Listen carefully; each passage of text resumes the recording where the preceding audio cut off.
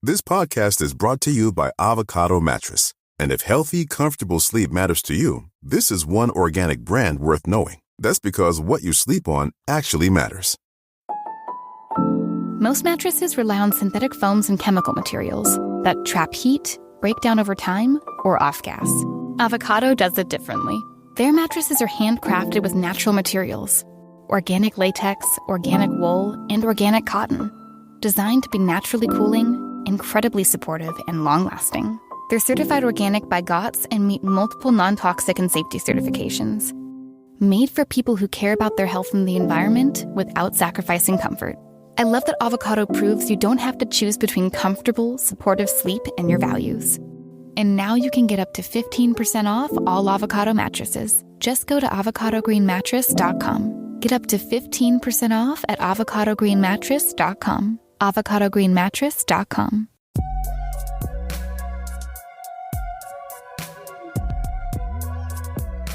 What up, party people? Hello. It's another dry January, and I don't know about you, but I am keeping it very dry. I'm all dried up as well, Trevin, Oh, man. except for all the mucus and my sinuses. I really wish that part would dry up. Not dry anymore after hearing that. So for those of you who are new here, in the month of January, we call it Dry January. We are doing some fun, different episodes that aren't our normal show format, that don't have the petty crime stories like we usually do, to give us a month off, in a sense. Giving the sound effect machine a break, as I like to call it. Yes. But yeah, writing these stories and everything is very time consuming. And if you're new here, we still have normal jobs, so it takes a lot of work in post. But yes, we still have, oh my God, what are we at? We're at episode, this is 227. So I think maybe 6 out of all those don't have stories in them. So yeah, plenty to choose from. Plenty to choose from. We have a huge catalog. You can listen to what our normal episodes are first if you'd like. But today, for one of our Dry January episodes, Trevin and I don't know if we've ever done one of these. Nothing like this, I don't think so. Okay, because we've done Ask Us Anything on our socials throughout the years, but we've never just read those questions on the mic. Yeah, right? but it's funny because when we do those, you're always like, oh, hey, Trevin, we got to do one of these. Get over here. And then you'll ask me one, and I'm just like, well, I could tell you about it for about 40 minutes, but I don't know how am I going to make this into a 10-second blurb and be funny? Yeah. And that's always very tough for me. But I know this is kind of a better way that we can fully explain our answers a little bit better. Because, yeah, when it's just like us responding in a text bubble with limited space or limited timing on the video, you can't always get your full reasoning out. So yeah, I loved your idea to do this. I didn't even think about this. Well, one, some people don't like guest appearances because they say, the hosts don't have the same chemistry because they're too focused on having another guest. yes. And then I sometimes are like, well, why would people want us just being us? So why would we do that? So this is great to be able to be like, hey, you people, we're taking a break from the stories, but you can still get us without that other factor of another person throwing us off. Yeah, no guests, just the two of us answering real listener questions. So a real behind the scenes episode. yes, I love it. I love it. But before we do that, we are going to do what we normally start our episodes out with, which are dreadful dilemmas of the week. And Trevin, what's yours? My dreadful dilemma is a little thing I've been keeping secret. Oh, yes. I've not talked to many people about it because I've been afraid to make it real. I get that. In I get a lot that. of ways. Because when you say something out loud, you have all these other people. They're going to hold you accountable. They're going to remember it. And it's like, oh, shit, I'm actually doing this. Yeah, it's kind of like you always tell people, like, this is the year I'm going to do that thing. And then if you keep telling everybody that every year, you kind of feel weird about yourself. Yeah. Or when people come back to check on you and say, haven't seen you last time you told me this. And then you're just like, oh, I gave up on that immediately after we spoke. It's funny that for this last year, you've actually put that towards my character because right, nope. because I never followed through I'm at a all. quitter. Yeah. Yeah. So I had this idea, back in like 2021, 2020, about the same time we started the show, really, about an album that I was going to do. And I thought, this is kind of a behind the scenes episode, so why don't I just go a little behind the scenes here? Yeah. And some of our listeners know about your previous music album. Yeah, some people do. I know I don't really push it too much. We used to a lot at the end of the show, but... So the news is that I am working on an album, and I didn't think I was ever going to make music again, really. Once I came into this show, I found that this is a much more natural and expressive way for me to express myself. Yeah. As a kid growing up, I was a musician mainly because I didn't know how to express my emotions as a kid. Like growing up in the country, I wasn't really raised around a lot of men expressing emotions a lot, right, or even talking about the proper way to do so. So I found music, and music was the way that I kind of learned to cope with all these different emotions that I was feeling. So the music led me to play guitar. Playing guitar led me to be in bands. It helped me socially.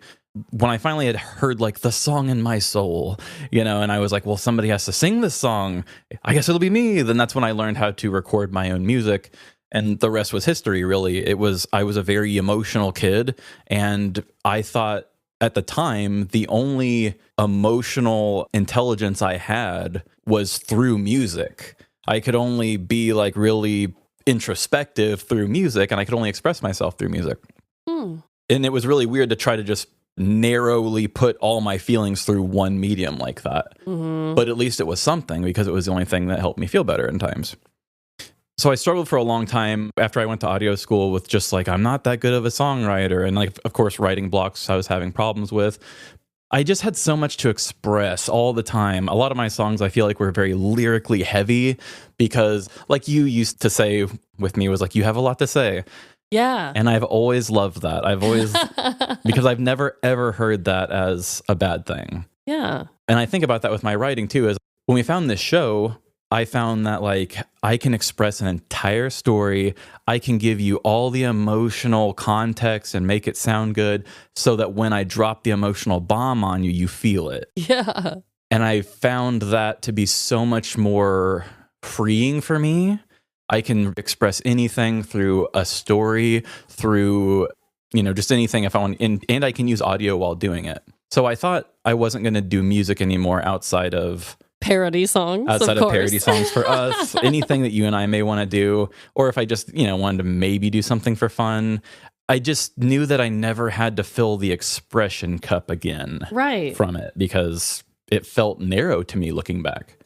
It was the end of 2024. It was the election. Felt some type of way. I think we all felt some type of way on even the night of the election. And ever since, it's only gotten worse. When I feel certain ways, like I did my masculinity episode, I've been finding ways to express myself. I wrote a thing about shootings back in the end of, like in September or October, and I posted it on our blog. Some people read it, whatever. I've been thinking about getting on TikTok and just like trying to speak thoughts more, because I think that's the way you reach people these days. Instead of writing, you have to actually say it with a face. Yeah. Which is just another bit of work to do. I know. But one thing that really hit me this year through all of my learnings and everything, because to cope in this time as I've just been gathering a lot of information, because I know knowledge is power. One day being smart will be good again. Yes. It finally hit me not too long ago that it's like every art can be kind of a tool, Not every art is going to be good in every format. I have seen so many good, amazing writers write good articles about what's going on in the world right now. And I love reading them. And I have expressed myself through great, short, longish form writing things too. But people tend to check out when it's a certain thing they don't want to hear, or if it goes against something that they don't want to accept. And then it hit me. That's where music comes in. That's where these other mediums come in. That's where painting comes in. That's where, I'm sitting here thinking like, I just need to do the same thing I've always been doing, just write better, write more. And I'm starting to think, oh, maybe I just need to repackage my message and put it into a way that it's easier to take in. Yeah, to digest. So then I thought about music, and my motto with art has always been make the art that you want to see, you want to enjoy, which We did this show because I saw Radio Rental and said, I want to see a comedy show that does dumb stories like this.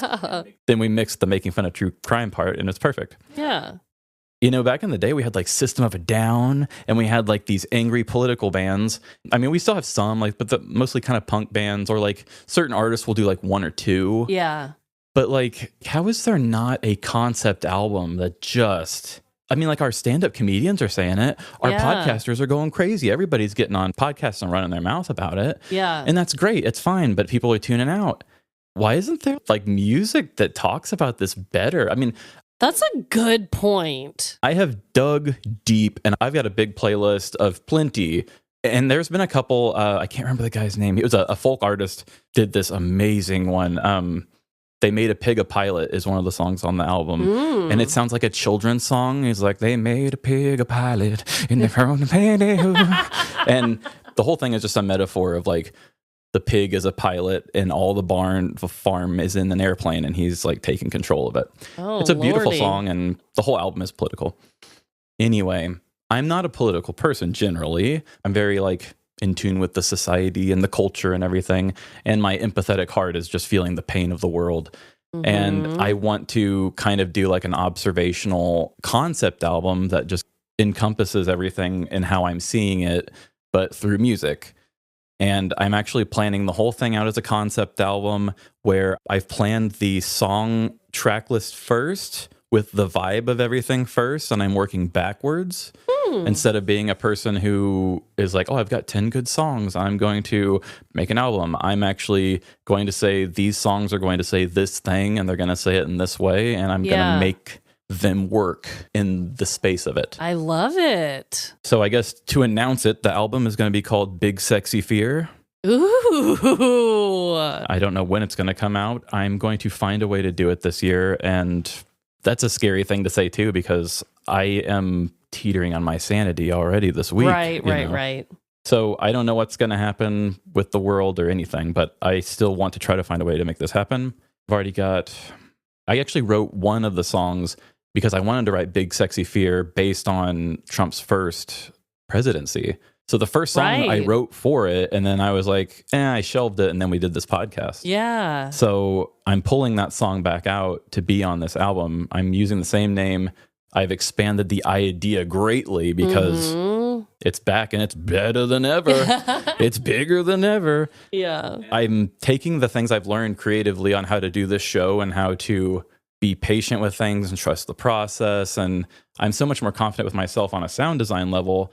The demo of the one new song I've been working on that you've heard, you were like, oh, it sounds like a legit song, which it really did. I'm writing saxophone parts for our friend Molly to play in it. Yeah, it made me shake my booty too. Like, if you can find a way, Trevin, to make people shake their asses and hear the words of what you're trying to say in an enjoyable manner, how could they refuse? Exactly. So that's my hope. It's like more than just a solo album. Is like I'm hoping it's my way to express myself in a way that maybe the world will listen to me again, because I feel like as soon as I learned to be better at expressing myself, that's when the world was trained to stop listening to each other. So I'm like back to feeling misunderstood again. Yeah. And I don't like feeling misunderstood. So yeah, it's difficult. And like we were talking about, there's going to be people that never understand you, no matter how you break it down, no matter how you package it.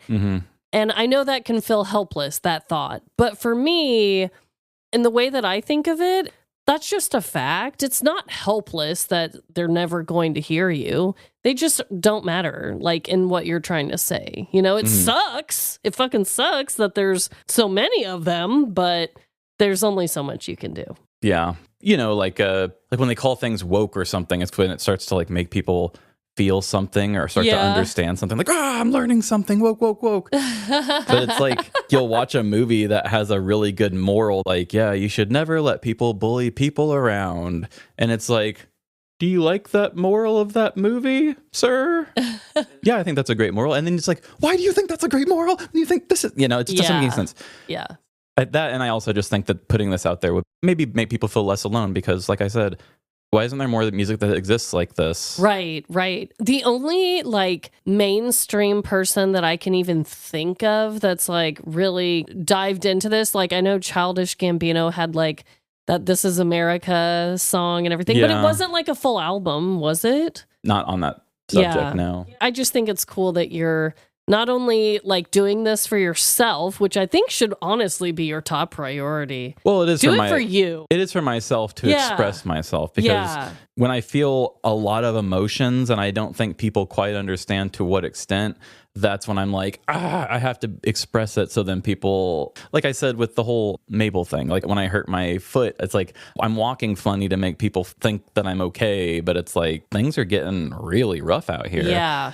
I think we're all doing it, and if the music can help me express, but also help people feel seen or at least like not alone in some way, it seems like a different medium and way to help people, and also for myself as well. Okay, well, we can't wait. I'm going to speak for everybody. We just can't. So yeah, let us know how that's going, and good luck. I can't wait to hear more. Thank you. It's going to be a logistical nightmare. Ever since I found out I had ADHD, it's been like, you have to do this, you have to do this. And I was like, ha ha ha. But like the voice in my head won't go away. And it's like, it has to do it or I'm going to be really upset with myself. Yeah. You must listen to the inner voice, Trevin. Right. I also have a dreadful dilemma, but now it's making me feel so shallow saying it after yours. Oh, don't worry. I feel like so many of the times, like you'll start yours and it's like this really like deep, powerful, emotional, like socially relevant thing. And then I'm just like, my dog shit on the stuffy. And that's still very dreadful, just on a different kind of way. Oh my God. Anyway. Your dilemmas are valid, Amanda. Thank you, Trevin. Trust me, you guys, I have a lot of deep thoughts too, okay? I think it's very relatable when we all are honest with ourselves. So I thought that one of my biggest pet peeves was going through the drive-thru and then forgetting my sauce packet, which it still is. It still is like a horrible situation. Like forgetting to ask for it? No, like I'll ask for it. They just do not give it to me. Oh, you just hate to ask again, or you don't check, and then or you just sometimes I don't check, but if I do check, I'm definitely a person that's gonna at least like go inside and get some. I have to have sauce. Oh my gosh. Especially if I'm on the road. If I'm going home, that's different. I have condiments in my fridge. Mm-hmm. I can function. It's fine, but I thought that was just the biggest diss. The biggest mistake is forgetting my sauce. I'm a saucy queen. Mm-hmm. I need it. However, I had another thing happen recently, and I was like, this is way worse than any of those experiences I've ever had. Mm-hmm. And it's funny, I've talked so highly of this restaurant. Is it Zaxby's? Oh, I'm not going to say their name because I actually do love them. And I did say their name in a previous episode. So if you really want to know, you can go back and listen because I gave them like the biggest shout out. And it's our favorite Chinese restaurant. It's the one that it was a dilemma that we still go to our old Chinese restaurant since we've moved because no one's as good in our area compared to this one. Mm-hmm. But you guys, we ordered sweet and sour chicken with 0 red sauce. Oh, you just got them dry nuggets. Those funny shaped nuggets. I'm sorry. I thought that getting dry French fries or dry nuggets, as you said, were like game over, like I'm dead. No, it's not even sweet and sour chicken. It's just chicken. It's not sweet. It's not sour without that sauce. When I was a kid, I wouldn't eat Chinese food, and my mom would take me to a Chinese buffet that happened to have some American food. No, you didn't. And now it's your favorite. It's my favorite now, yeah. Weird. They had French fries there. It was like one of those buffets that had like the French fries. But they were like short on a lot of the American food, so I had to have French fries and sweet and sour chicken without the sauce. And I just dipped it in ketchup as a kid. So it was French fries and that, which it worked as a kid, but Right. Now you know better. Yeah. Can you even believe that shit? I mean, everyone makes mistakes. Everybody gets that way. Isn't that a song? Yeah, everybody has those days. I just simply couldn't handle it. I was like, no sweet and sour sauce. What the fuck am I going to do?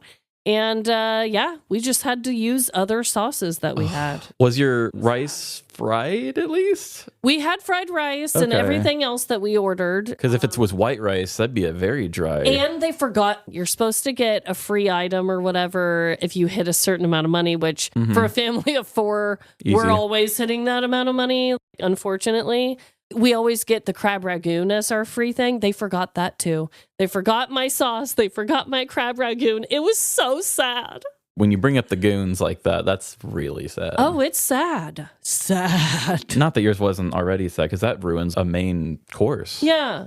But I survived it and we made it work. I made my children try duck sauce for the first time. They didn't like it.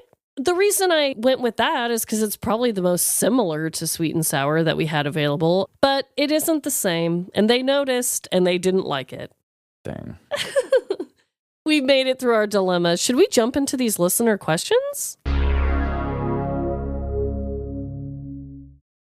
New year, new me? Cute. But how about new year, new money? With Experian, you can actually take control of your finances. Check your FICO score, find ways to save, and get matched with credit card offers, giving you time to power through those New Year's goals you know you're going to crush. Start the year off right. Download the Experian app. Based on FICO Score 8 model. Offers and approval not guaranteed. Eligibility requirements and terms apply. Subject to credit check, which may impact your credit scores. Offers not available in all states. See Experian.com for details. Experian. That's another amazing run by Team USA. And you too can go for glory with the Xfinity 5-year price guarantee. Now through February 22nd, get gig Wi-Fi for $50 a month for 5 years, guaranteed. Plus, get Peacock Premium included for 2 years. That's a $10.99 value per month. Xfinity. Imagine that. Proud partner of Team USA. Restrictions apply. Requires paperless billing and auto pay with stored bank account. Taxes and fees extra. Actual speeds vary. Good morning, Crust. It's a great day to be a bread brother. Ugh, mornings are not my jam. Or jelly. Oh, come on. Stop loafing around. I just woke up feeling hollow inside. Psst, just grab one of the new Morning Uncrustables sandwiches, like Bright Eyed Berry or Up and Apple, filled with 12 grams of protein and tons of deliciousness. Crust, what are you eating? It's just granola, not even yogurt. No crust, no fuss. Uncrust your mornings.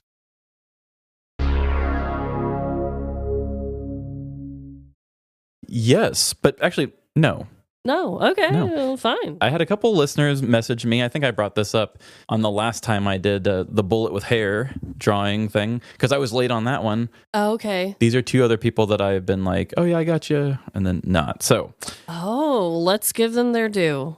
first I would like to read an encounter I had with Jan Brady, or should I say Eileen D. Oh, okay. Jan Brady, Eileen D. So we got a message from Jan Brady in November that said, hey, love you guys. Could you please tell me more about the Rainbow Bridge gifts that Trevin mentioned receiving recently? Oh, okay. For Mabel. I said, sure. Sent some pictures. They said, great, thank you. I apologize. I didn't realize I sent this message from my fake Facebook profile that I used to stalk my late brother's wife. Oh, shit. Long story, wink. I must hear that eventually, Eileen. They said, my name is Eileen. Thanks again. I loved hearing about your new pups. I said to them, the context to your profile proves that you are one of us. If my brain can remember, I'll read this. They said, yes, I could read their thing, and you can say my name or any of my aliases. I would be proud to be mentioned. I thought they explained this. Hold on. I guess they didn't really explain it more. I saw that and I was like, either this is an old person who just doesn't know what they're doing on Facebook and they just happen to have, a name from the Brady Bunch, or it was a troll or something. But they asked a serious question. I'm like, well, shoot, you want to get somebody a rainbow gift? Go for it. Totally. But then when they said, oh, this is my fake stalking profile. I need all the tea on that. Yeah. I was thinking that maybe I did get that, but I did not. Usually people will have fake profiles to stalk their exes, not their siblings' ex. Yeah. That's got a whole nother level to it. You know that person is trifling. Yeah. Yes. And then for my other one, I want to give a shout out, which this also is kind of a behind the scenes question too. Okay. This is from Madeline. They sent us an Instagram message. They said, "Hey pals, do you take listener dreadful dilemmas? I have one and I think of it every time I hear the show's intro. When I was around 4th grade, a friend told me, quote, viewer discretion advised meant you should go to the bathroom before watching because something so gross might happen that you would throw up. So it's best to clear out the system." Is this real? This is real. How cruel of that person to lie about such a serious thing. Later that year, we were staying with my aunt that had cable, and my parents let me watch a documentary about a man with no skin, Ugh! which was labeled viewer discretion advised.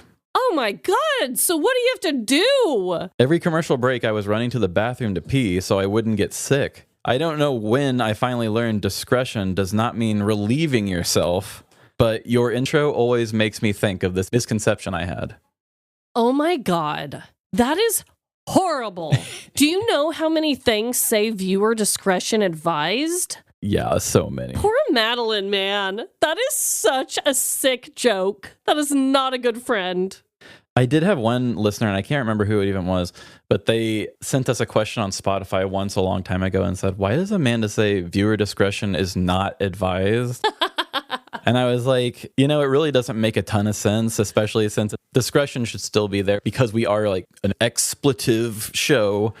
But like the idea basically is that we're not talking about murder. We're but like, doing anti what true crime does. That's literally the short of it. Yeah. We were trying to be ridiculous, sound super serious, but say the exact opposite of what we should. Yeah, which kind of makes it better when it doesn't make full sense. Yeah. It's like we're being fucking dumb, guys. That's the whole vibe. So thanks for That's asking. funny. And I love that viewer discretion advice thing. That sounds so much like those weird misconceptions as kids.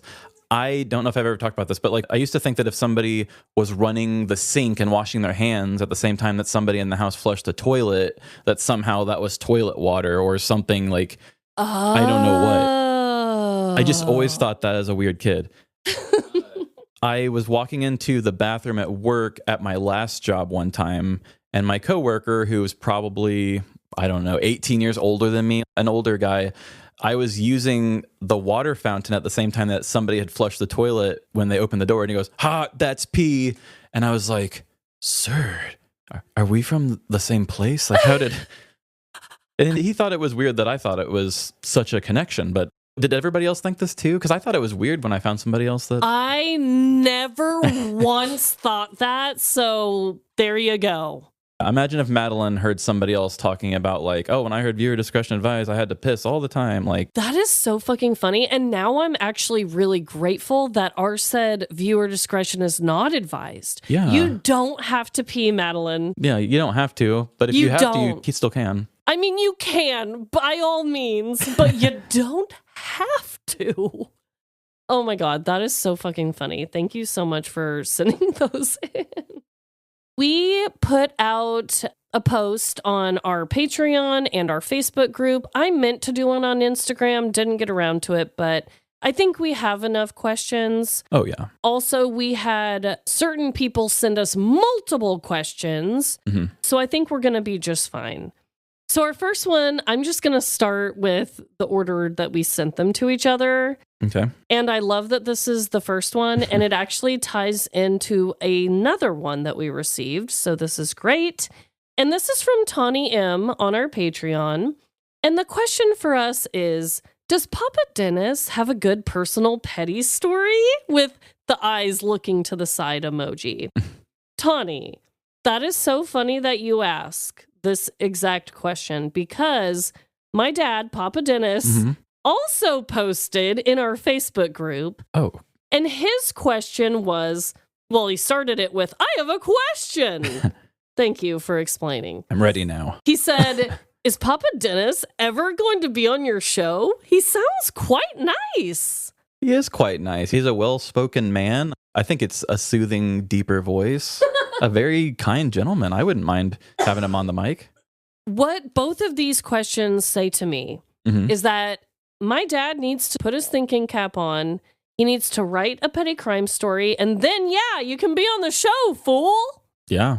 Oh, yeah. I mean, even if he didn't want to come on, he could narrate it whimsically. I will set up the mic in his own house. Yeah, I'll let him read it. We can add the sounds. I think this is not only a goal for us, but Papa Dennis, you're the one who said, can I be on the show? Yeah, he should be on the show. Okay, this is on your goals of 2026. I know you're listening in your hot tub probably. Yep. Write your story, email it. Let's do the damn thing. How can you live 64 years and not have a single petty crime story? He has to. He must. Maybe he didn't do the crime, but he knows someone who did. Well, he did throw that girl in that one story of yours. He did. What if that's his only crime? Surely not. If not, maybe he can throw your mom under the bus and tell her story. I don't know. They got something they're hiding. So yes, I hope that he does, and I hope that he will do this, Tawny. I'm into it. Like, absolutely. I would love to hear his voice narrating a story. Could you imagine my dad just being like, it was a dark night? I don't know how he'd start it, but come on. I have a message here from A-Line, our lovely A-Line. We love you. Thank you. What's the funniest memory/story of your friendship? I think I know one. Do you know one? I know one that I can't talk about. That I don't know. It's not technically funny, but it's very memorable. It's one of those things where it's like, a tragedy's funny looking back, but up at the time, it's like not something you really want to talk about. Wait, what? Just tell me what it is.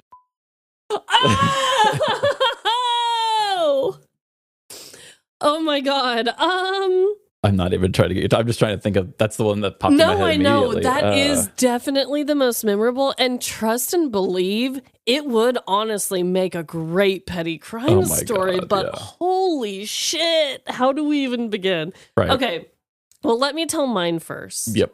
I have had many funny moments. I mean, we've been friends for a decade now. Yeah, and we're funny people. And sometimes funny things occur around us. One thing that I will say, and I don't know why, this is like a very vivid memory of you and I. It was very funny and shocking and surprising. I actually even told a coworker this story the other day because it was, I don't know how it got brought up, but anyway. And I hope I haven't told it on the show before. I don't know why I would have, but when I was pregnant with Lila, we had a little gathering at the house. We used to just have friends over very regularly before kids. Mm-hmm. That didn't stop during my pregnancy with her anyway. Oh, no. Your house was like the place to be at least one night out of almost every weekend. Yeah. We were just like, come over, let's have drinks and hang out and go out on the deck. I don't know. It's just a thing. One night, we were gathered around our kitchen table.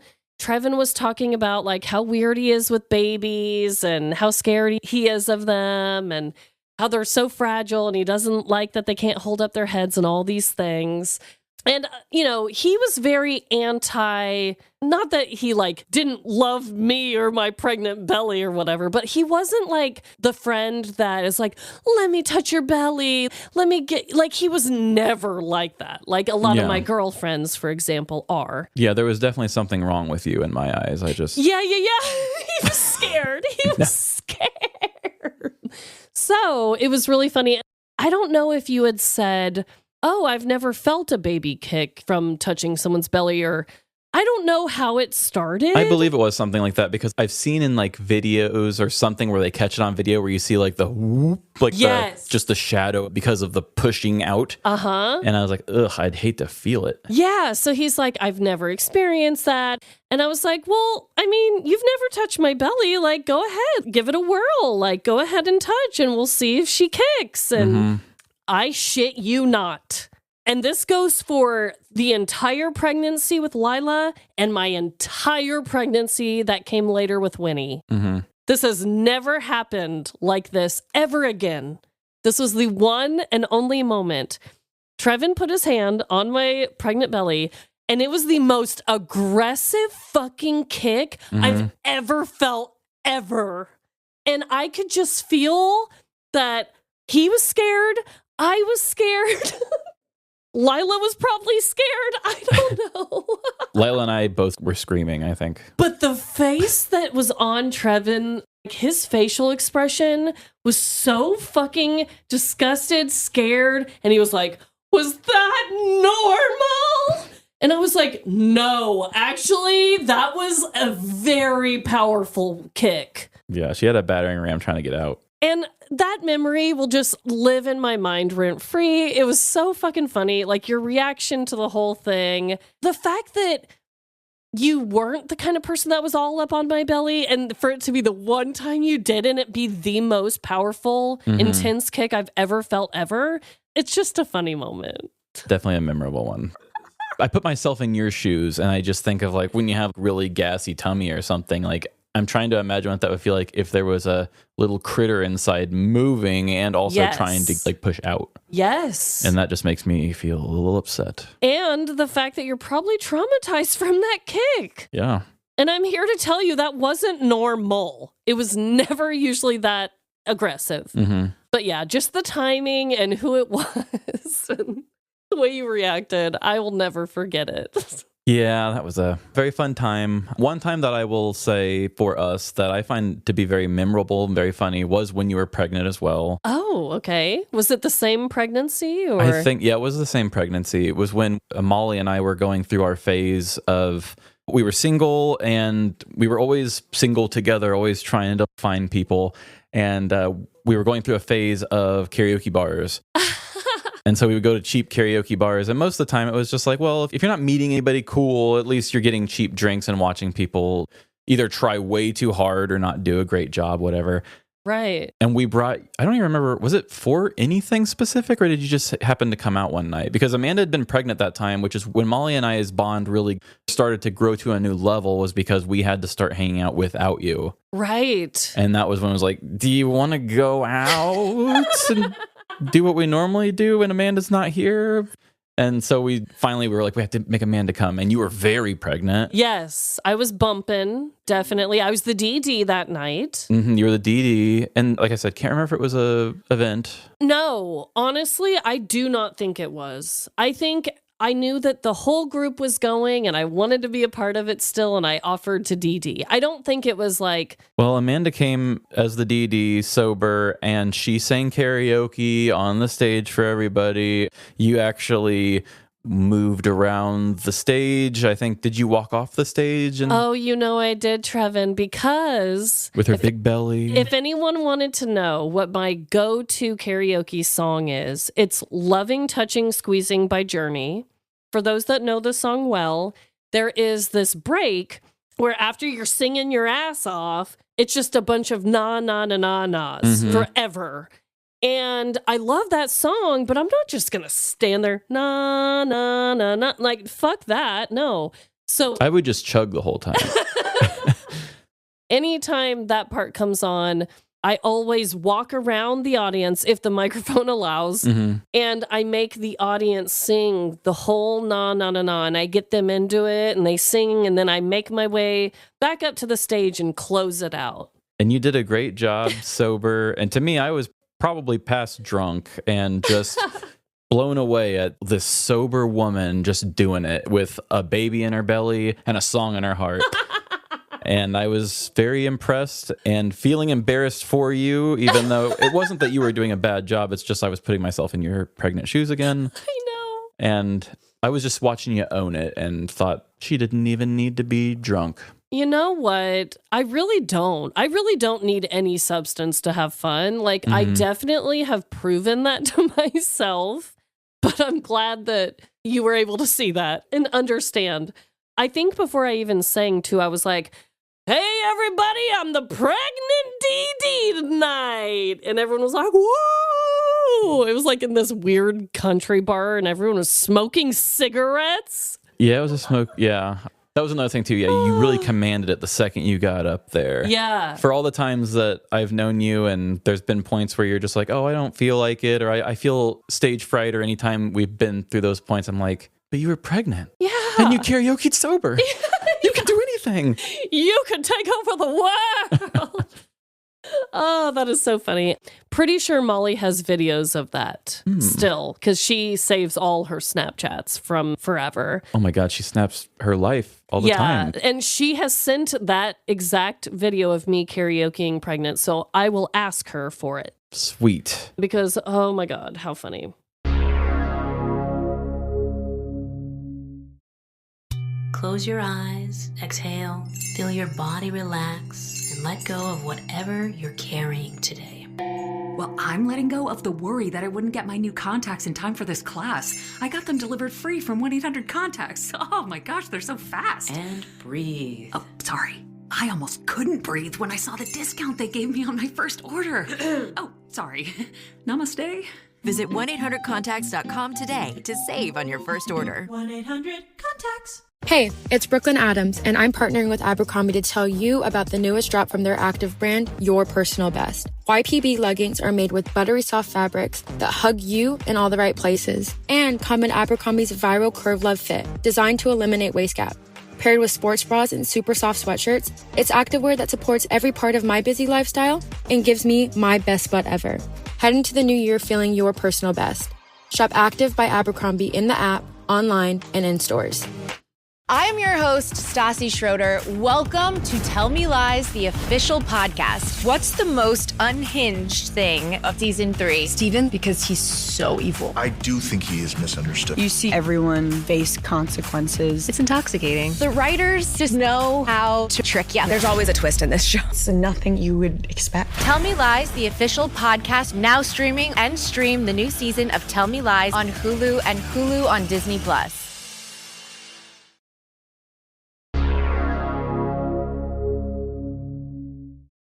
We have another question from Amy M. What up, Amy? What are your moments and shenanigans your pets, current or angel, oh, that's sweet, she put it like that, have done? How about a pet bucket list? Things you'd like to do with, teach, or have your pets try? Do you have anything, Trevin? I'm trying to think. Okay, let's start with the first one. What are your moments and shenanigans your pets have done? Okay. I have one that I'm saving for a dilemma here soon. So my recent one, I'm not going to use. Okay, no worries. Save it. Ooh, I have some good throwback ones. My oldest dog, Reptar, I have had him, God, how old is he now? 12, I think? Old man. He's very old, and most of you may know. So I have 2 collies, Reptar and Yoshi, and then I have a cat, Arlo. But Reptar and Yoshi are 11 and 12. I've had them the longest, and I think Arlo's only like, 5 or something? I don't know. He's about as old as the show. Yeah. But I have some really funny memories, and honestly, I know that they're not going to be around much longer, so this is actually kind of a sweet thing that I get to tell some stories about them, because I've been really worried about their health and everything. Reptar was our only child at this moment. We didn't have human children. We didn't have a single other pet. And we lived in an apartment complex that actually had a dog park in it. So like all the apartments, the balconies in our area overlooked this park.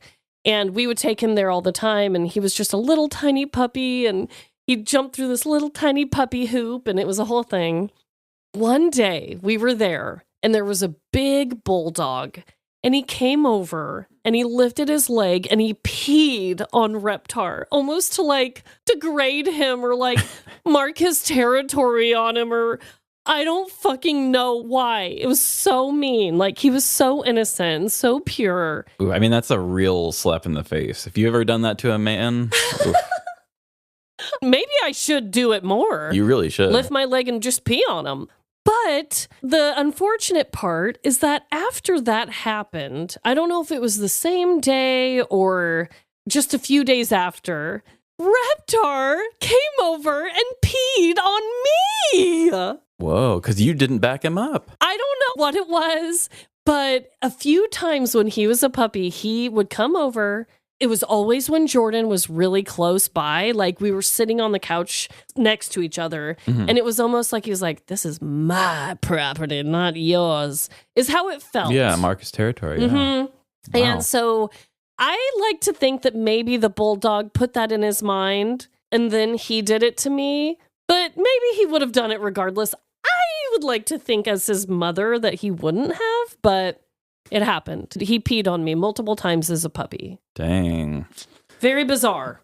I don't think I've ever had an animal just piss on me before. Yeah, it was weird. I wouldn't be happy. It was on my foot the first time. He climbed behind me and peed on my back the second time. Dang, that would be tough for me. But hey, you've got so much experience with animal droppings and wee-wee. Oh my God, I know. Your whole life is now that. And then I just have a quick one I'll tell about Yoshi, and then you can dive in. Yoshi, she is our thick queen. She's always been 20 to 25 pounds heavier than Reptar forever, ever since she was little. She was the only one who survived her litter. She got all the milk. She's very big. She got all the milk. Yeah, she's just a bigger, fluffier girl. Yes. This was probably...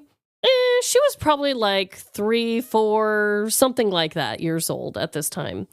She was laying on the couch with us in our basement of our old house, and she was laying there, and something startled her, and she kind of freaked out and started rocking, and then she ended up flipping, and she fell off our couch, in between our couch and like our little side table thing, and she was stuck, and she was like flinging her arms around like, ah, ah. And guys, don't judge me for laughing at her. She was not hurt at all. Right. She had a lot of padding. Also, the couch was like a super low couch, but she was just like laying there like so helpless, and we couldn't help but laugh. Like we couldn't help it. And when we moved the table and we helped her get up, she was embarrassed for hours. I mean, she had her ears all the way back and down. It's funny how they show that embarrassed. She was so embarrassed. She couldn't even look us in the eye. She went into the other room and wouldn't even like come near us for hours. Yeah. But those are just the top two I can think of. My sweet old babies. Oh, I love your babies. They've always been your babies. When I first met you, it was those were your pride and joy. Yes. You couldn't talk to Amanda without her. I have to cut you off and be like, oh, look at what they're doing right now. No. And they're just like licking their asshole or something. I'm still that way. I'll be like, Jordan, like you'll be like trying to talk to me about life. I'm like, shut the fuck up and look over at Reptar. That feels like ADHD. Have you really told the people about Freddie much in general? Like, I know I've talked about him because I love him so much, but like, does everyone know his origin story of him and Boots' love story, or like him being like obsessed with shining light on the wall? I'm trying to even think. Okay, so I'll go through my timeline of my current, just the cats. I mean, you guys heard about the dogs. Yeah. So I found Boots. I got him on the day after Valentine's Day. I was going through a bad relationship. It was one of those on again, off again. It was like the bad relationship that defines us. Yeah. That was one of those ones where it was like, we broke up and we're back together. We broke up. And then all your friends are like, she sucks. And then you have to go back tail between your legs, but they don't really want to talk to you either because they just said that she's the worst person on earth. It's so awkward. Oh, I hate those situations. I was paying for my apartment, not actually staying in it because I was always in her mom's basement, hang out with her. I've told plenty of stories in the older parts of this show. When we broke up, I was like, this is the time it's going to stick. Casey Pet Project had a Valentine's Day thing. It was like, oh, find your future love. And I said, I'm going to get a cat because that's the only thing that's going to hold me accountable. And it's the only thing that I'm going to want to come home to. We met Boots. He was the youngest cat there, which he was the second cat I was thinking about getting. The other one was like an older cat, but his personality was perfect. We hung out with him. He rubbed up against us. I said, I got to get this cat. We brought him home. He was a little sick when we first got him, and so we thought he was even more calm, but then once he got better, he showed us that he's got that wild side. We had Boots secretly in my apartment for quite some time until they found out about him, and then I had to pay like $600 or some bullshit. Fuck. Yeah. I had made it almost, we were in our last year after being there for like 5 or 6 years, and I thought, I'm going to make it. I'm going to go this whole time. Like maintenance had came and went. Nobody said a thing about the cat. Oh my God. And then some other maintenance person finally said something. Dude, that's so fucked up. I was so close to just saving all that money. And I had to pay it for like, it was a deposit for all the time, but it kind of felt like I paid for it for like 3 months. Yeah. But it's the right thing to do. Emily and I moved in together, and I wanted a second cat for the longest time, but Boots had become my baby. I babied him too much to the point of I didn't trust that he could handle another cat because I just thought he's so perfect. I mean, he was your baby, so much so that you had countless Christmas cards of like just he and you. Yeah, we took cheesy Christmas cards. You were our photographer for it. We finally got Freddie at my parents' farm. My parents had a Siamese cat named Blue that just showed up out of the blue. Ooh. He had beautiful blue eyes, like deep blue. And he was a skinny little guy who was super friendly, the kind of guy who he would go up on a table and grab your hand and try to put like your hand on his head all the time. Oh. He had a little black stray cat that was like his wife. They were in love. They followed each other around. They were always cuddling together. It was very cute kind of thing they had. We said eventually, like next time they have a litter where there's a Siamese looking one, we're going to get it. Yeah. All of them had died except for Freddie and one other one. Oh, I didn't realize that was kind of like a similar situation like Yoshi. Yeah, well, Curtis's dog had a bad tendency of trying to eat cats or eating cats or whatever. Oh my God. And we had went to go visit Freddie, and they were like, yeah, he's still too small to take home, but they said, there's only 2 left. We had met him, and he was a cute little potato boy, and we said, I think we're just going to take him prematurely. We weren't ready. For the longest time, we joked that Boots didn't recognize Freddie as a cat because he was just this little thing, so he accepted him better. Yeah. But as we've gone on and we've taken him to other people's houses, and then we brought Harvey into the mix, like I think Boots is just a chill guy who gets along with cats in general. Waited a really long time before trying it because I just thought he'd be just too emotional and wouldn't take it.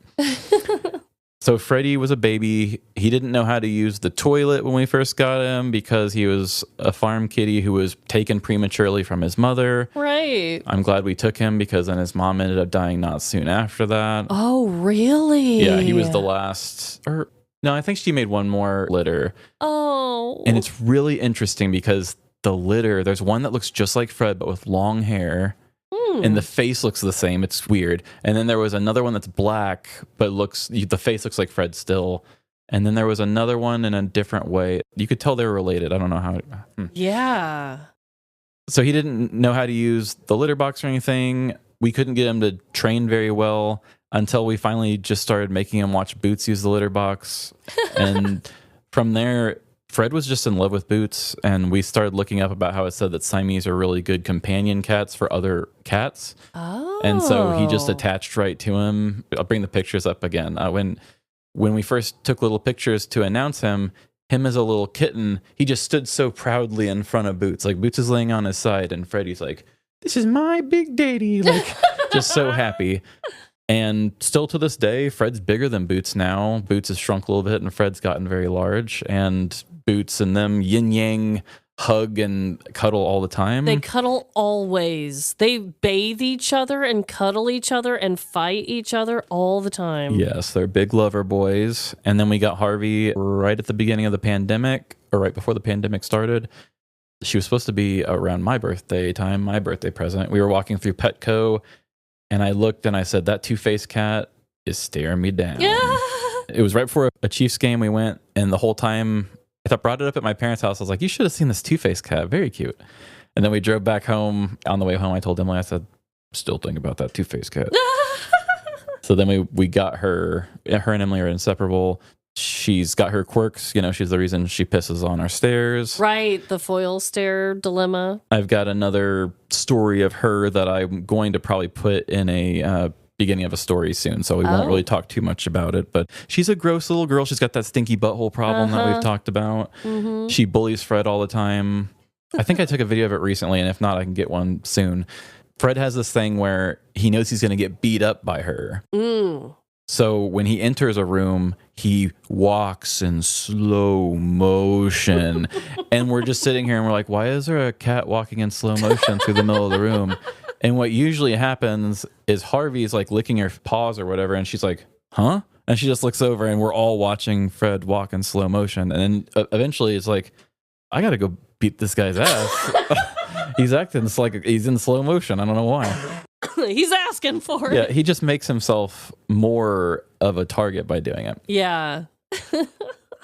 Harv, she's got a bunch of quirks. She's very loud.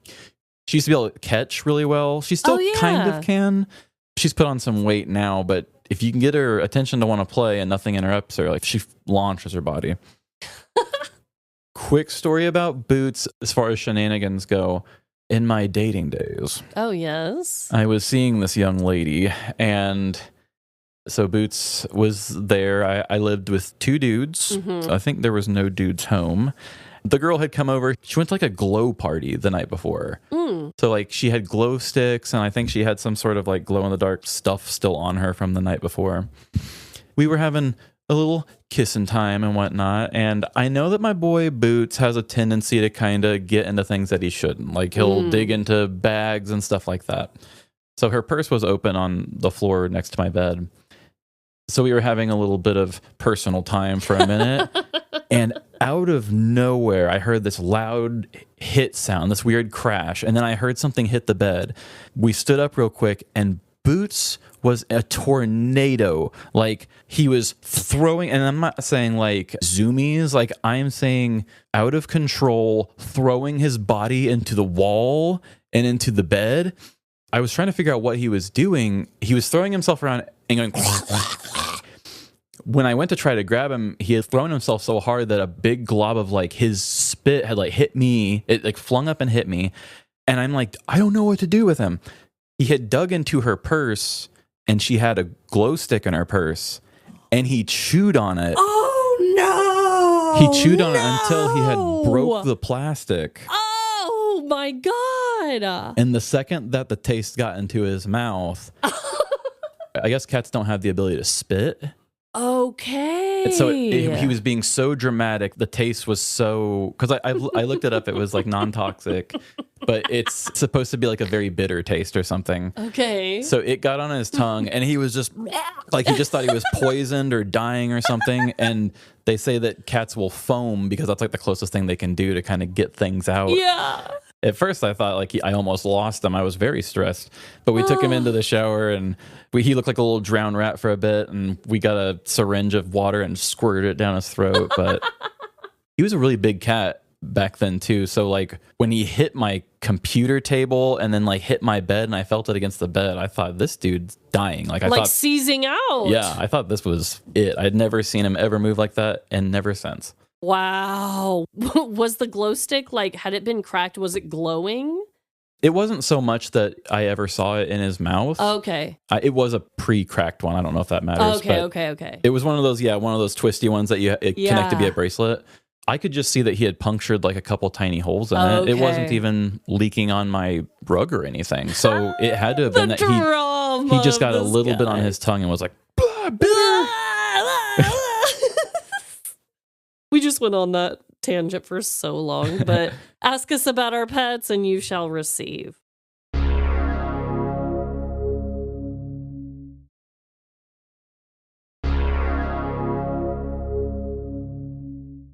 Okay, this is a funny one. Stephen L. said, shout out Stephen, we love you. If Live, Laugh, Larceny got a Hollywood adaptation, who would play Amanda and Trevin? And then in parentheses, and why is it obviously Ryan Gosling and Jennifer Lawrence? I'm dead. Oh boy. Thank you. Oh, that is so funny. I would be honored if anyone played me. Let's get that straight from the get-go. Mm-hmm. However, I think I'm more of a Kirsten Dunst. I think she would definitely play me. I could see that. Yeah, you could do a little bit of that. I don't know. I used to think like Philip Seymour Hoffman could play as me, but he's dead. He's dead and gone. He's dead and gone, and who knows what he'd be like these days. Yeah, who would play you? That would be a hard one to cast. That would be a really hard one to cast, I feel like. You know, Kirsten Dunst's ginger-ass husband could play you. He'd just have to dye his hair blonder. Who's your husband? But actually, he's not. No, you need someone cuter than him. He plays the bad guy in Breaking Bad, the ginger guy that ends up... Oh, that dude. Okay. He's a great actor. That's why I thought of him. But someone cuter. I would definitely want it to be like a more indie, like A24 type actor. Okay. Because, you know, they'd have to be able to get my intellectual side on top of my goofy, stupid side. So have to be somebody who knows some funny, has some good timing, I would think. But also deadpan. Yeah. That's a tough question. I haven't really thought about that. Okay. I've thought about it, clearly. Yeah. I was like Kirsten Dunst. Sign me up. I'm not one of those people. It's like, who's my celebrity lookalike? Like as a kid, it was always Philip Seymour Hoffman, sure, but just because he was like a blonde, chubby-faced actor. Stop. But I mean, I've never actually been one of those people. It's just like, who's an actor that I think I look like? Well, this is one then we need you guys to answer this Q&A for Trevin. Who would play Trevin? Send us your recommendations. Yeah, that's probably better. Okay, so another question from Steven, because he sent quite a few. And so we'll answer one more. He said, what's one thing you hope listeners take away from the show besides entertainment? That's a great question. That's an amazing question. I know for me, yes, entertainment is key. I want people to laugh. I want people to enjoy the show and it be a palate cleanser. All the things we've always said. So I love how he said, besides that. Right. I would say, and I think this is a sentiment that, I mean, you've said this many times, and I agree with this a lot. I like knowing that maybe someone listening out there, that we are more of a niche podcast and like the way that we're doing it. And I just would like to think that sometimes someone is listening and hearing something that we're talking about, going through, laughing about, crying about, that they feel not alone, kind of like you were saying with your album inspiration, right? Yeah, definitely. But also, I hope that people can like genuinely gain some humanity from our show. Not only do we share a little bit of our personal lives each time and weird facts about history and then obviously the bizarre petty crimes, but I like to humanize people. You like to humanize people. I think 2026 as a whole for the world, in my opinion, humanity should be like the word. Yeah. If people are going to get anything other than entertainment, I hope it's a little bit of humanity, empathy, love for your fellow weird ass human beings. That is an amazing answer. Like, seriously, I was going to say something about being human, but I'm going to go ahead and still take the same tangent I was going to go on. Yeah. But I will say, there's our connection. That was exactly what I was going to say. Like, you and I have only kind of discussed that. I was thinking last night about the Weird Al album, Dare to Be Stupid. In 2026, like, Dare to Be Human would be like, it sounds kind of silly, but it's like, it feels like it's brave to be human these days. Yeah. And to admit that you're even wrong. Because, like, if you're a person who just says, I make mistakes sometimes, and then somebody wants to, like, go against you politically, they use it against you and be like, oh, you admitted sometimes you're wrong. It's like we're human, dipshit. You are too. You That's like too. literally a part of the humanity experience is being wrong sometimes. Yes. And I'm having a hard time being human in the world right now. But I think it started for me back when I was going through my Chat GPT kick, and I asked Chat GPT that question about like, oh, through all my things I've written, like, what have you learned about me, blah, blah, blah. And it said that thing about like finding the humanity in something, or showing that no matter which crime you commit or what like weird, embarrassing things we do, that, you know, there's still something human in us that leads to it. And, and I know like we're all anti-AI now, but that was a really insightful thing to hear, because then it was like, oh, that is what I do. When I was younger, a really close friend of mine said, you always have this way of like connecting with people, or always trying to find like a common ground between somebody else or something that you have in common. And I think a lot of that was because my ADHD was just like, I hope somebody likes me and I can just figure out like quickly, I'll grab the first thing that makes them happy, and I'll make sure I know at least a little bit about that, to where I can just be part of the things that bring them happiness. As we did this show, and as I started to grow more awareness to that, it's true, because like we wanted to do a parody of making fun of true crime, but we're also like really nice people. So we can't just be heartless and go out there and be like, I'll make fun of any old true crime case. Yeah. And I'm not just going to do the same things over and over again. And it took no time in the writing these stories where it's just like, oh, let's do like the Twilight Zone thing and have like a theme or a moral to a story. Because I think every good story has a moral to it. Yeah. Ever since I was a kid, and even when I watch an A24 movie, I'm just like, ooh, that whole thing was just about daddy issues. Right. It's good when you can find those themes, but also because we're nice people, you know, we're not just going to be like, well, this dipshit went and started a fire because they didn't want their girlfriend to move in with them. Like, we at least can make fun of them while also just being like, they're a person who has to get things done. And like the characters that we build aren't generally made to be mean. We can make fun of the things people do without making fun of the person in general, unless we think they're a bad person. Right. We've only done that a very small, limited amount of time. Like, if we know, like, I do not fuck with this person, of course, we go a little extra hard. But I think in general, I'm always trying to find the humanity and the reasoning and, like, the person beneath the headline, you know? Yeah. I mean, because this is all done by real people. And one thing that I've learned in this world, especially recently, it's that we can't look at bad actions or evil actions and equate them to the person that did it is a monster that isn't a real person. Yeah. Because they are real people. It was the only way I could really make stories and talk about real people, you know, and being funny. I couldn't just be like, these aren't real people, let's make fun of them. Like, I still will make fun of the things they did in the same way that I would talk about something that I did, because we all do dumb stuff and that's okay. It doesn't mean you're dumb. Yeah. And I think that it's harder in this world to be human and to make mistakes. And this show has, like we said in one of the petties, it's evolved with us. As the world has gotten harder for me, I've been able to use this show to grow with me, because I wouldn't have kept doing it if I had to keep doing it the same way we did it before. The world has changed so much, and I need to know that I'm not alone out there. And I'm so glad that using the dilemmas to express myself a little more, and then hearing people say, like, maybe I would have never came across the ADHD thing, you know, if I wouldn't have said, like, I have body image issues and it feels like I'm a floating head and I never catch on to my body. And somebody says, I feel the exact same way. I felt so good by that person that said that to me on through Spotify. Like, or somebody said, finally, somebody put how I've always felt into words. I've never known how to say it. Yeah. And I was like, fuck yeah, that feels good, because it took me years and years and years. Like, I could probably write a book on just my discovery process of this unnamed thing that was wrong with me that I knew was there and never knew how to chase it down.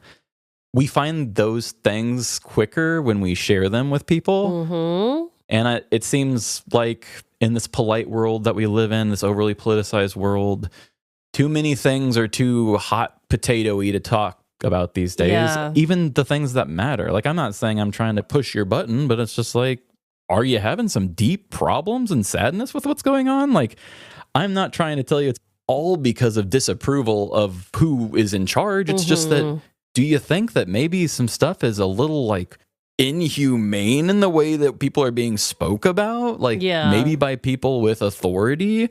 I don't care who it is. Like, we should be able to talk about that. Yeah. And I think the human stuff is so important. Maybe some people don't like to hear it. And I'm so glad that you guys all do, because I think it's important.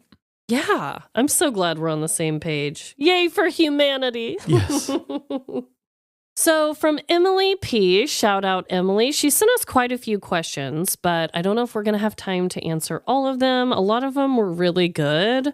We may do another one of these sometime too. So Totally. The questions are fun. The questions are great. So one of her questions was, are there any petty crimes either of you have committed that you will never admit to? And for me, yes, girl, yes. Okay. Oh my God, yeah, that's a lot. Have you heard all the personal ones that I have shared? Especially back when we first started the show. I shared so many damn personal ones, and trust me, a lot of them are pretty embarrassing, and some of them I'm still shocked that I admitted to.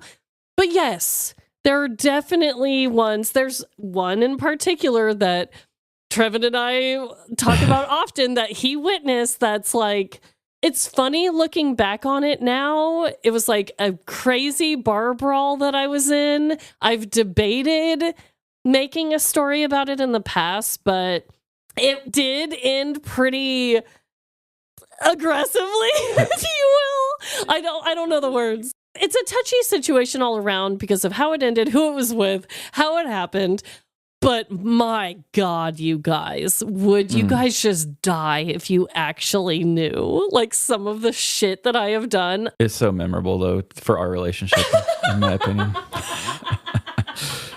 Yes, there are definitely 1,000 1000% multiple petty crimes that I've done that I just simply cannot share. I will say that I learned, like, don't come between Amanda and, like, somebody that she cares about. I think I can say that. And, like, I truly mean it. No, I truly mean it. No, I mean, just the other day, Jordan was like, oh my God, like, do you think you could actually, like, ever kill someone? And I was like, yes! If they were fucking with my loved ones, any of my friends or family, yes! Mm-hmm. I'm over here preaching about humanity, and I'm like, of course I'd commit murder. But you know what I mean? Yeah. Like, if they're harming someone, yeah. That's all I'll say. And it's also to protect humanity in your instance, so. Exactly. But what about you, Trevin? I know there's one that you even thought about doing a whole trilogy on. Like, do you think you'll ever touch on that petty crime of yours? Or do you think... I will touch on it one day. You do think so? Okay. If nothing else, I will write it. And if the show ends, once I have taken a small breather, I will write it, record it, and just end the show on it. Because I've always said that, like, if maybe I'll do that as like an ending of the show. Or then again, if it's like a podcast where it runs for decades and decades, yeah, sure, yeah, I'll do it. But we'll see. I have to get more of an audience. Yeah. Because it's not worth it to air out all of our dirty laundry. If it pisses off a lot of people and then nobody wants to check me out, totally, because they disagree with one thing, that would be terrible. But if they found out after they loved me a little bit, right, humanized myself, which is the whole reason, we need to humanize everybody in the world. So yes, and I think that the story is hilarious. It's one of the biggest learning experiences of my life, and I wanted to try to turn it into 3 stories or just one really big story or something. Yeah. So one day.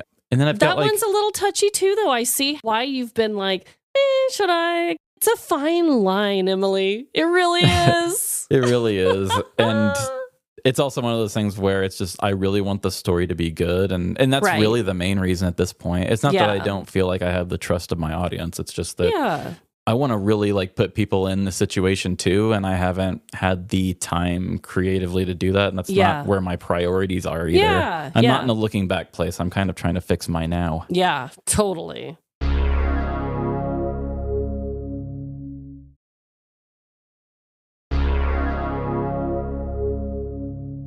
How about we do one last question? Sure. I like this one as our ending because it's definitely been touched on. Jackie W., how are you keeping up your humor and motivation in these very trying times? Trevin and I were talking before we recorded just about life in general and how we can't really understand if people aren't feeling like the world is going through kind of a chaotic time. We just are having a hard time relating to those people. But there's been a lot of crazy shit going down in the world, and specifically in America. For me, I've had years of this though, right? I have my own feelings about being a woman. I have my own feelings about being a parent and worried about school safety. Yeah. I've had a lot of things for years that I've been worried about, but the climate of our country and the world at large, it does kind of bring those up in a more heightened manner. Definitely. So everything's political now. Right. I now know my limits of things that I can take on and the things that I simply can't. Are you talking about information, or you just mean obligations saying yes to? Everything, honestly. But mainly I was thinking there's only a certain amount of news information and current events that I can consume my time with, because I went through a really difficult time. This is before our podcast, where it was consuming me so much. And I was looking up every single current event, every single thing that was going wrong, every single thing always. Yeah. And it got to a point where I was feeling it so deeply and so badly that it was really making my anxiety, my OCD, all of my mental health stuff just horrible. I got to a point where it was it was consuming me. I wasn't consuming the information. It was consuming me. I'm not saying you should be uninformed and live in La La Land. Yeah, I get it. But I do think there is a fine line. And for me personally, I had to find out what that line was. And I still want to be like in the know, but am I going out and seeking more information about horrible things I'm constantly hearing about? No, not anymore. No, I'm not. Yeah. Also, you don't have to look far. Yeah, you really don't. Another thing that helps me, I know you and I have talked about like leaving the world in a better place than how we've entered it, and like being a part of your community is really important. So I think that like pouring out good energy and positivity to not only your community, your family, your friends, creating special events is something that really helps me feel better about the world. Is like, let's bring everyone that shares like-minded ideas and all my loved ones together and like celebrate something good in the world. Yeah.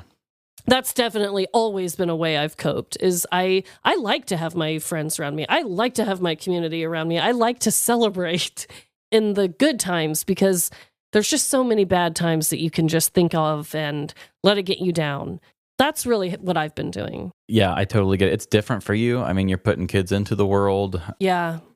Yeah, you've got a different set of people you deal with day to day. Yeah. And obligations and stuff like that. I mean, it's harder for me to leave the house a lot of the times. If I made a little bitty baby and I was sending them out into the world, I would be like, to listen when the news is important. Yes. But like, you're not going to go out there and, overstretch yourself on things to be worried about, because you already have to have that like, oh, I have faith and let my kid out in the world and everything's going to be okay. So I simply can't go searching for the things that I'm going to then panic about for the rest of my days. Yeah, you make up enough stuff on your own. Exactly.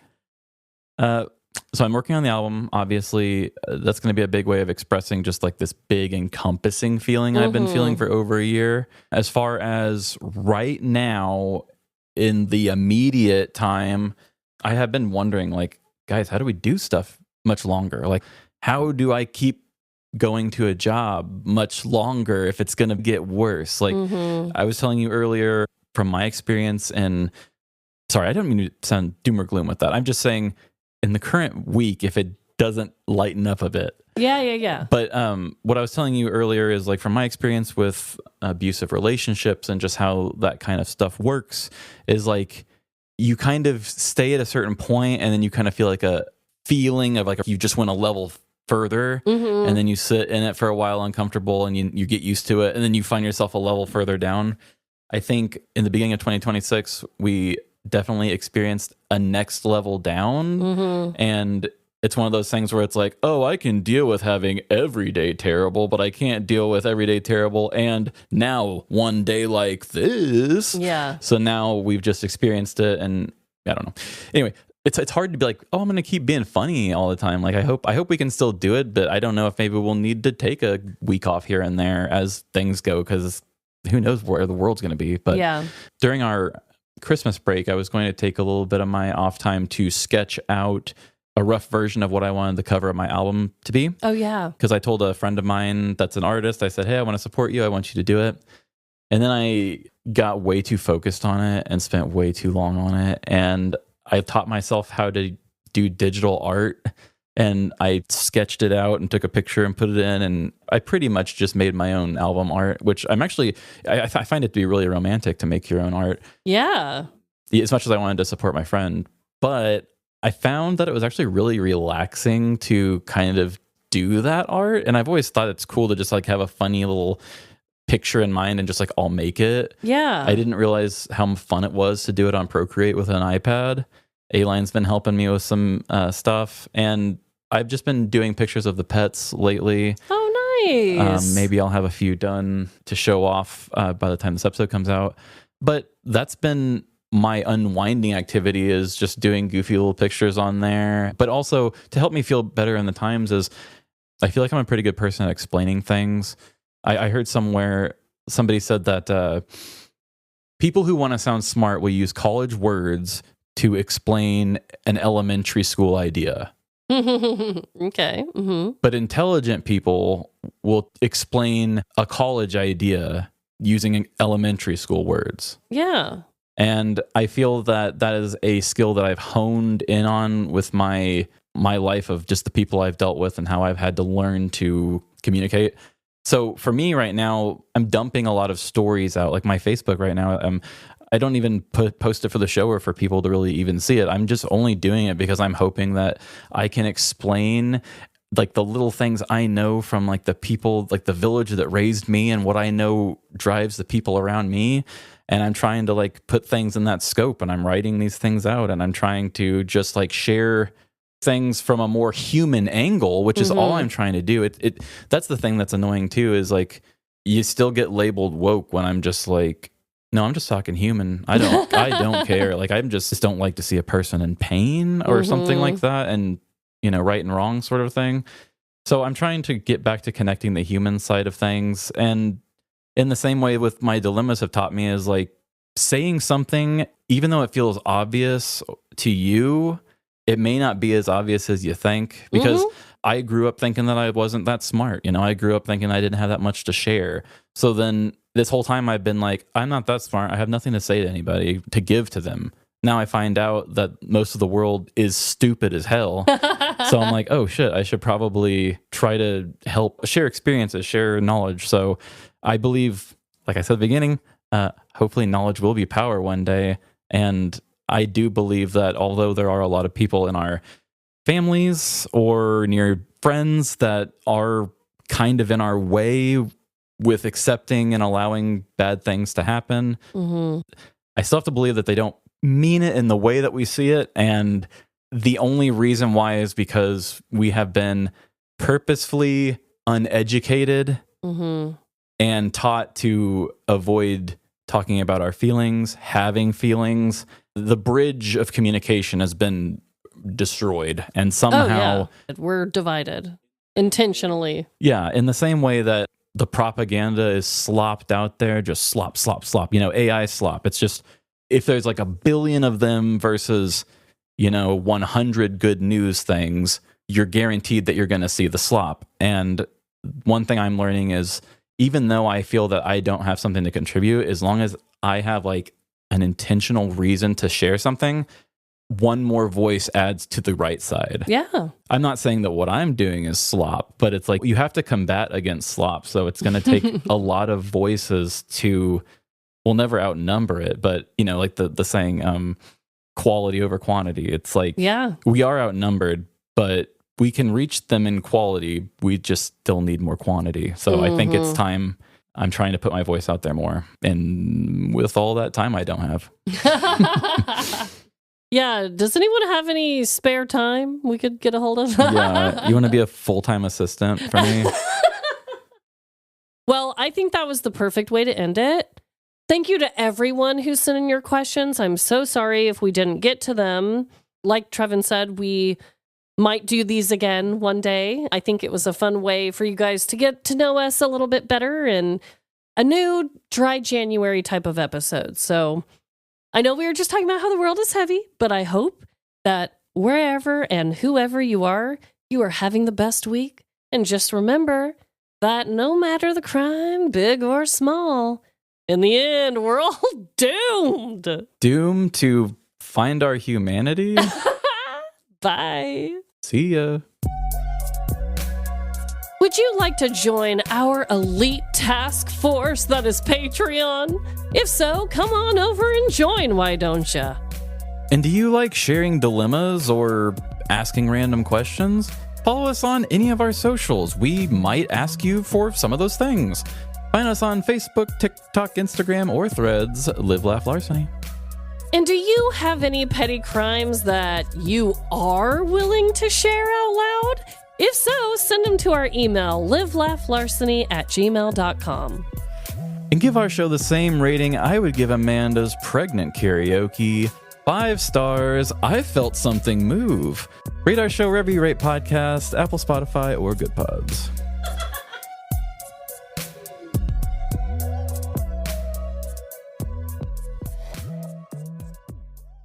And I feel like my voice sounds so fucked up.